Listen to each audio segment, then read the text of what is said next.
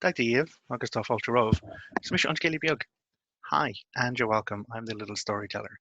I'm coming to you today with a Patreon Insider video to support the most recent story I've written. It's available now to the Close Club members, and it's called The Strains of Emotion. There was a number of different elements that kind of fed into this story, and I will advise that it's an emotional story.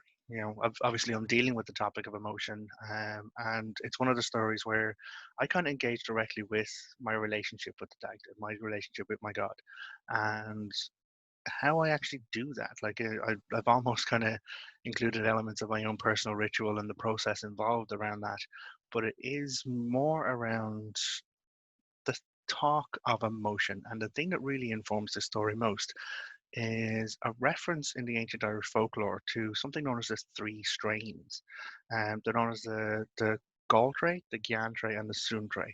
Now, those are my pronunciations because I've never heard anyone else pronounce them.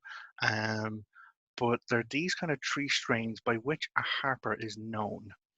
And the reason why it's defined in that language is that anyone can play a music instrument if they have the ability to do so. But to be recognized as a harper, to be like, the upper echelons of this particular bardic talent, you really had to be able to perform these three strains. So the Galtre was known as the wailing strain. So it was said that the playing of this music would move people to mourn, to grieve, and it would be streams of tears and wailing sobs because of the impact of the sorrowful music. Then there was the Giantry, which is the joyful strain, which would be the laughter and the joy and the abundance, and person would be like so filled with energy that they would leap up on the tables and dance around the place.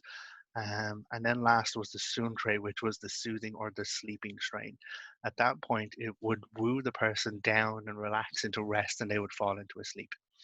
Um, it's said in the information that the tree strains were actually discovered through the birthing process. So it was actually through bringing a child into the world that the mother, I think it may have been reference to Bridget. I'll have to double check my history on that one.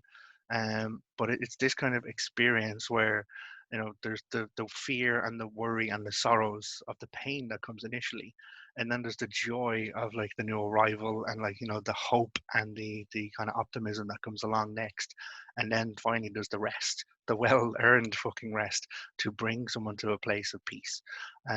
So these things have really been rattling around in my mind.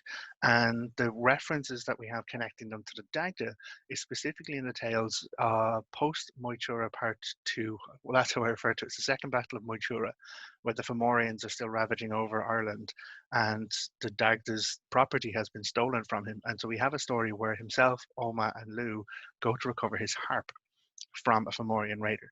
I've written a kind of story around the the history part of that, but this was a story about the lessons really that come from that music and that experience. So it's an emotional story, I won't lie, but it's been a blessing for me to be able to kind of process true emotion with the structures that I'm learning from my ancient Irish lore and with the support of my deity in that way. So this is to give you a bit of an inside look into the most recent story. It's called The Strains of Emotion, and it's available to the Close Club members. Thank you very, very much for supporting my work. Thank you for being here with me on the regular basis and connecting with me month after month, time and again, to bring forward these stories. I really, really appreciate you. Gurav Mahagat. Thank you very much. Agus Slán. Goodbye for now.